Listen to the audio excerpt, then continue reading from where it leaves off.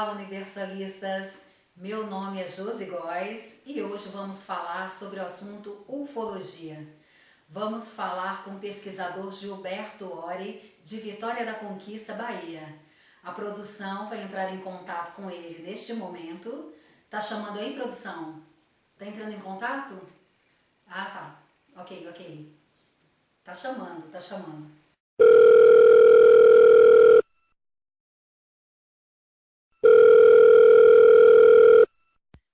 Alô, Josi. Olá, Gilberto Ori.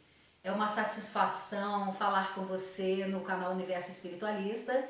E para você, como você acha isso, essa novidade? É um prazer estar aqui dando essa entrevista para você. E Gilberto, eu gostaria de que você me respondesse se realmente existe discos voadores.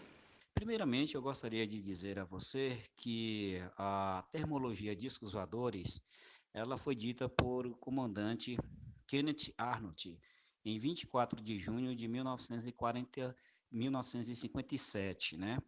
E ele estava sobrevoando no estado de Washington, mediações de Washington, quando de repente ele avistou uma esquadrilhas de discos prateados enfileirados e eles obedeciam a uma sequência e uma ordem. Aí a termologia discos voadores tomou as manchetes de Washington e parte dos Estados Unidos, isso em 1957.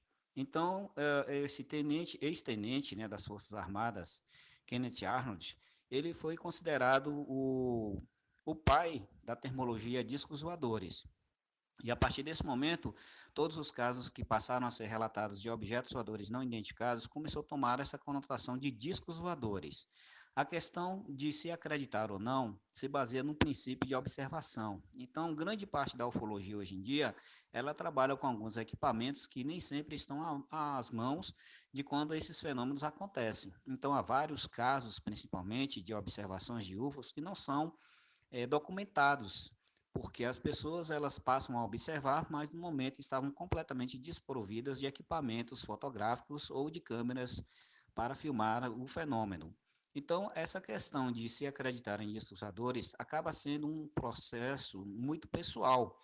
Então, é como se fosse São Tomé, né? Ver para crer. Então, a criatura humana ela é muito voltada para esse prospecto de visão que é preciso ver para acreditar.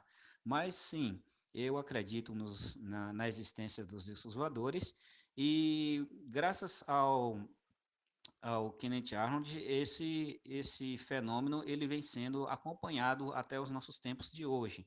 Então já temos várias filmagens, claro que 97% delas são trucagens, mas uma pequena parte ela se torna realmente avaliada de várias formas em laboratórios, comprovando sua veracidade. Então, em termos, eu posso afirmar que eles existem sim.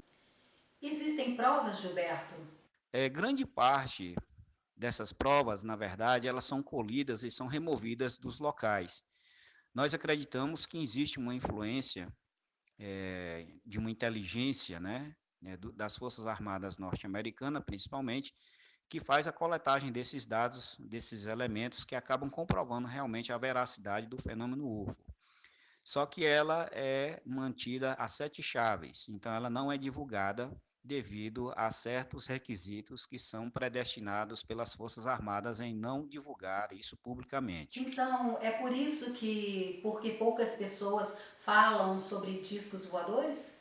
Então, as pessoas elas falam um pouco também porque elas têm medo de ser ridicularizadas, né? Então existe a propaganda do contra que acaba ridicularizando, levando a um processo de comédia ou cômicos, né? Então, há muitas pessoas que dizem que o fato de haver vida fora da Terra é uma Como não coisa tem muito como louca, muito provar, doida, né, então não há uma possibilidade. Então, consistência. nós estamos vivendo aquela era e aquela época do geocentrismo. Gilberto Ori, existe ETs bons, ETs que são maus?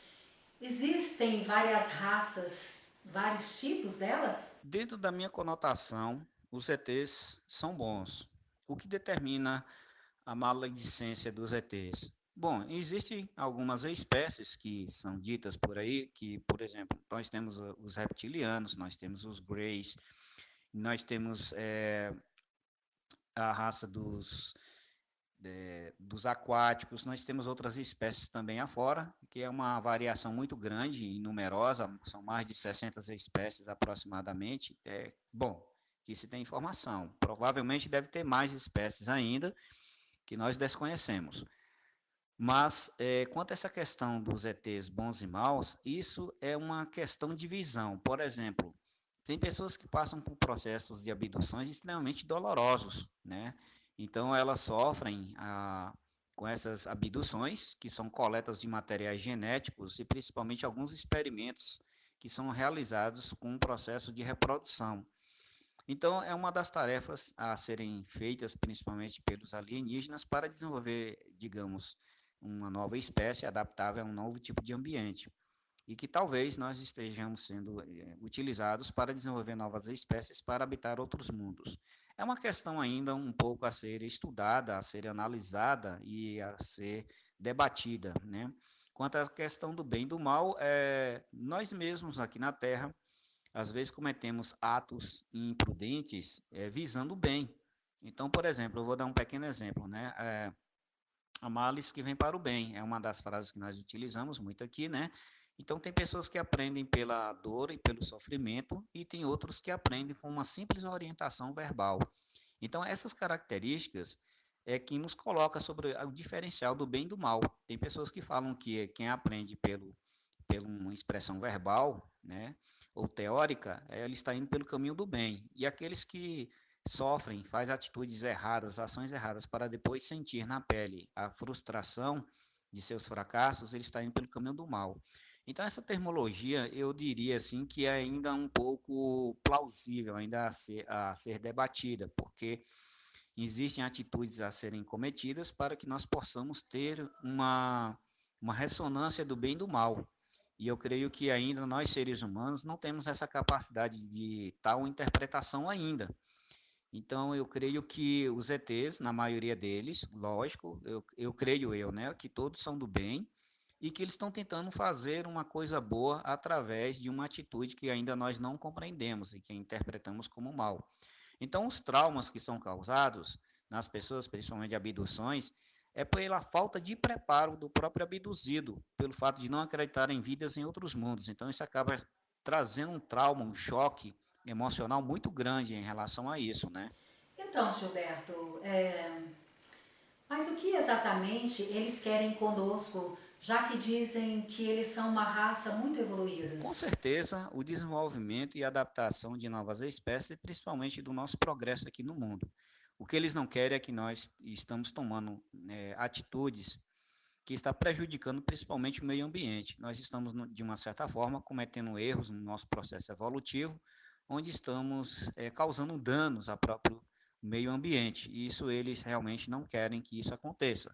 O desenvolvimento, principalmente de armas nucleares, foi uma das fatalidades que gerou grandes níveis de aparições de OVNIs no nosso mundo. Então, essa é uma das causas principais pelo qual eles estão, de uma certa forma, apreensivos e procurando intervir no processo de desenvolvimento de armas atômicas e principalmente de usinas nucleares. Na sua opinião, qual o avistamento de maior importância no Brasil? E aproveitando o gancho, qual o seu objetivo como pesquisador dessa área? Qual o avistamento de maior importância no Brasil? Teve vários. Agora nós tivemos aí o caso Sim, Varginha, sim, que eu considero um dos maiores e muito mais falado. importantes devido à sua magnitude e a própria manifestação das Forças Armadas brasileiras estarem Correto. presentes e supostamente civis norte-americanos, logicamente, das Forças Armadas norte-americanas, que vieram até o Brasil. Então, eu considero o caso Varginha um dos casos mais importantes. É claro que houve outros, como ah, nós temos a Operação Prato, que foi também, que aconteceu ali, né, no norte do nosso país, a Operação Prato, onde houve coleta de amostras de sangue, né, das pessoas, e também teve vários avistamentos que ocorreram no Brasil, como o caso Marcel de Brito, né, o comandante que estava pilotando um 727, né, e sobrevoando entre São Paulo e Rio de Janeiro, e vários passageiros se direcionaram para a janela com a orientação do piloto, mostrando um objeto extremamente luminoso que acompanhava em alta velocidade a aeronave. Então, eu ficaria a noite toda aqui, ou amanhã ou a tarde inteira, falando de relatos que foram de grande importância para o nosso, principalmente o nosso Brasil, em relação aos UFOs, né? O meu objetivo como pesquisador desta Sim, área é aprender cada vez mais para eu poder levar esclarecimentos a todas aquelas pessoas que estão se iniciando no campo da muito ufologia bom, né? e mostrar que a consciência, ela não só foi projetada para os seres humanos, ela foi projetada para outros seres também, semelhante aos seres humanos, em um nível de evolução até muito mais avançado que nós possamos pensar. E que nós podemos, de uma certa forma, olhar para a própria natureza e olhar para todo o meio ambiente e perceber que nós temos uma grande responsabilidade de também ajudar aqueles que estão mais atrás. Então, enfatizando a fraternidade, o amor, o carinho, o afeto, a compreensão sobre aqueles que ainda não atingiram esse nível de consciência e de inteligência, temos a responsabilidade de fazer a nossa parte, pelo menos respeitando É o meio verdade, ambiente isso é uma e não lição. degradando o meio ambiente com as nossas tecnologias completamente errôneas, que está prejudicando principalmente essa natureza tão bela e tão maravilhosa que também nós fazemos parte disso. Por que a NASA não relata sobre eles? Você acredita que pode ter acordos entre ETs e as autoridades terrestres? Isso sem dúvida nenhuma. Então, a NASA, de uma certa forma, ela procura não interferir de uma certa forma nos assuntos, porque grande parte da tecnologia que a própria NASA usa e utiliza para o avanço da humanidade são fornecidas por ele. Sim, eu acredito que pode ter acordos Meu entre os ETs e Deus. as autoridades terrestres. Só para você ter ideia, em um período de 50 anos, toda a nossa tecnologia ela sofreu um avanço extraordinário, principalmente no processo de composições de chips. Então, a miniaturização e a digitalização das tecnologias, utilizando códigos binários e muitos outros sistemas, foram trazidos completamente de fora. Não que eu esteja tirando o mérito dos nossos cientistas, não, de forma alguma. O que eu estou querendo dizer é que houve um avanço em nossas pesquisas muito bruto, muito acelerado, em um período de tempo muito curto. Só para vocês terem ideia, em um período de 50 anos, 5 décadas, nós tivemos um avanço mais do que em 1500 Nossa, anos de história, de estudo, de conhecimento humano. Então, há de suspeitar grandemente que há um acordo entre os alienígenas e, e a nossa civilização. nos fale um pouco sobre as suas experiências, os seus estudos, seus equipamentos utilizados. Quanto às minhas experiências, eu sempre utilizei, de uma certa forma, um laboratório de química para fazer análise de elementos químicos do solo. Os meus estudos e equipamentos utilizados, geralmente comecei com um binóculo simples, depois passei para um equipamento mais potente, né, de maior qualidade, depois para telescópios, né, e depois câmeras. A princípio comecei a utilizar câmeras de filmes normais, depois passei para câmeras digitais, né. Mas grande parte dos materiais que foram coletados durante esses anos todos não foram suficientes. Grande parte desses materiais, na verdade, vieram de pessoas que estavam no momento, na hora e no dia certo e no local certo. Então, nem sempre nós que somos pesquisadores e estamos munidos de alguns equipamentos, somos capazes de documentar algo, Verdade. mas nós temos a comunicação e as pessoas nos conhecem relatando de casos onde eles foram e documentaram esses fenômenos e somos convidados e a nós é dada a permissão para análise do material coletado. Então, nesse ponto de vista, nem sempre os nossos equipamentos são suficientes. Temos equipamentos também eletromagnéticos de captação de eletromagnéticos. Então, Gilberto Ori, para a gente finalizar, o que você gostaria de deixar para nós sobre este assunto? Eu gostaria de deixar uma mensagem a todos vocês que a busca de vida extraterrestre, ela é uma coisa tão normal, tão natural, como procurar compreender a água que nós bebemos, ou talvez identificar o próprio ar que nós respiramos. A mensagem principal que eu deixo é de que essas criaturas de consciência maior, alienígenas, elas têm nos mostrado que não é necessário se fazer isso.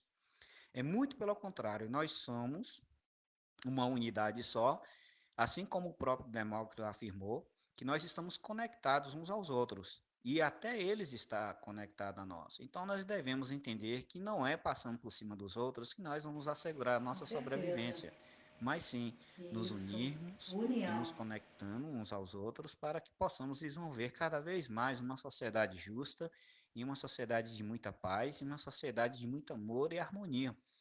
Então, hoje o mundo está repleto de violências, repleto de ganâncias, justamente por esse fator. Então, nós acreditamos demais na possibilidade da individualidade, nós acreditamos demais que se eu não fizer isso, outro irá fazer e tomará o meu lugar.